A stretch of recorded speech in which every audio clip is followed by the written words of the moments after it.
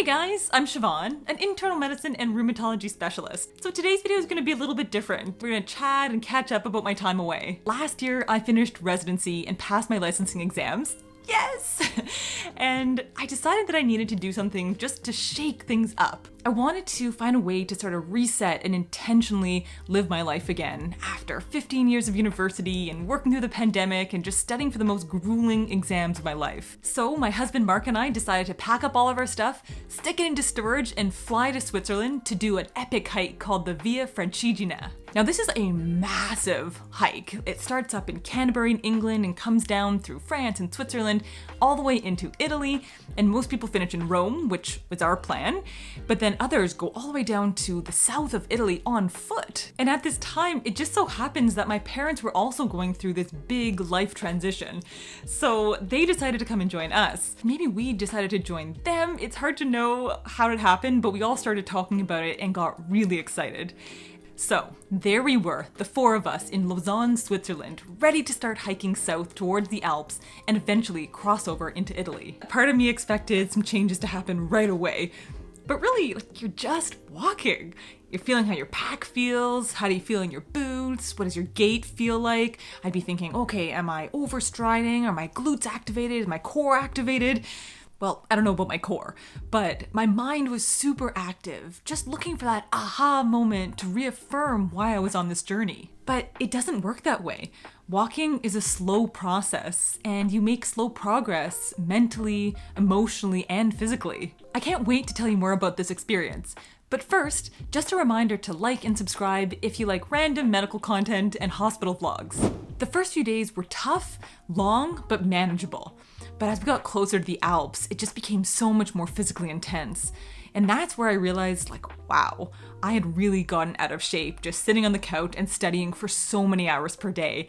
But the amazing thing is that your body really wants to bounce back. It wants to be fit and active again. And I could feel that each day I was getting stronger. So by the time we got through the most difficult part of the Alps, I was back in the groove. And just like that, we walked into Italy. No passport check, just with our backpacks on our back. It was so surreal. By this point, we really had a routine down pat. So different from my routine back home, which was always around work and studying. You pack your bag, most importantly 3 liters of water, have a large breakfast while you look at the terrain, and then you get out onto the road. And the minute you've got your backpack on, you're a walker. It's almost like you become anonymous. No one cares what your profession is. All you're trying to do that day is get from point A to point B. Sometimes I'd talk to Mark or my parents. Other times I'd walk alone with my thoughts or trying to empty my mind. And then sometimes you're just trying to get up the mountain. And then when we finally reach our destination, another routine. Unpack, shower, hand wash any dirty clothes, and then rush to dinner because at this point, you're starving. And then in the evening, we'd look ahead to where we're gonna end up the next night and find somewhere to stay. Usually it'd be in a small local hotel, although I remember a night that we found some rooms to rent above a pizzeria. We had an amazing dinner, went upstairs, and I can't picture something more Italian than that. So I can say for sure I have fallen in love with Italy. I mean, the pride they take in their food, their local produce, their local wines, and the history was almost too much to take in. It seems crazy to say, but at one point, just walking over a 2,000-year-old bridge and marveling at a cathedral just became another day, a normal day. So I could feel the stress of residency and exams just melting away. And I just found myself laughing and joking around way more. It's funny, I would never have called myself burnt out before. But I guess you start thinking, how bad do things have to be before you say you're burnt out? But things were changing. I was feeling lighter, even though I was carrying 20 or 30 pounds on my back. Sleep, eat, hike, repeat.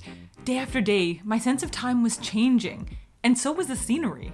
Hiking through the majestic Alps, into the lush Aosta Valley, into the less inspiring Po Valley, crossing the Apennine Mountains, and finally into Tuscany. What an amazing country. And it was so cool to see how the culture was changing in each of these areas. And we had amazing weather. Sunny almost every single day. Great for hiking, but this was actually one of the worst droughts that Italy has seen in 70 years, so not great for the soil. And since we were outside pretty much all day in the sun every day for months, I was wearing a lot of sun protection. And as much sunscreen as I was putting on my face, you could just see the freckles are out in full force now. So over the weeks, I could feel myself getting stronger and also losing some of the extra weight that I put on during COVID and exams. And it actually felt kind of symbolic, like the weight that I was losing was part of processing what I'd experienced in residency, the emotions and experiences that I hadn't had time to unpack in the moment. I think the rhythmic movement of walking actually puts you in a meditative headspace that allows you to access some of these emotions. And so thinking back, it actually doesn't surprise me that some of the best conversations that Mark and I have are usually when we go for a walk, even back home. In this process, I felt my mind just opening up and allowing me to dream about the future again. So rather than being so focused down on my to-do list, I was able to think about things like, what city do we want to live in? Do we want to have kids? How am I going to nurture the important friendships and relationships in my life when things get busy? And how can this platform, this Violin MD community that I'm so passionate about, continue to spark excitement and curiosity in health topics going forward? I just love dreaming. Can you tell?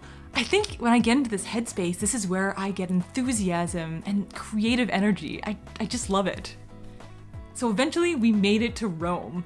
And then we hopped on a train and headed to Sicily, where we could unwind and relax a little bit. But of course, we still found some amazing places to go hiking. We actually went up Mount Etna and explored the volcano, and it looked like we were on a totally different planet. It was incredible. You know, I was so focused on the inner journey that this trip would have that I didn't really anticipate the changes that it would have on my relationship with Mark. Until now, we've only known each other in medical school or residency, being super busy, on call, and at times in long-distance relationship where we had to maintain that. We've never had the chance to just be together all day, every day, and it's just been amazing and really strengthened our relationship. I'm just so grateful that we were all able to take the time away to do this, because I know not everyone can. And not everyone has a husband who would want to go hiking for months on end with their in-laws. But for some reason, Mark just fits perfectly into the family. So I think you've probably gotten the sense that this trip has been just amazing. But does that mean I have everything figured out? Like, definitely not. I do feel really recharged, and I feel more intentional about this next step in life.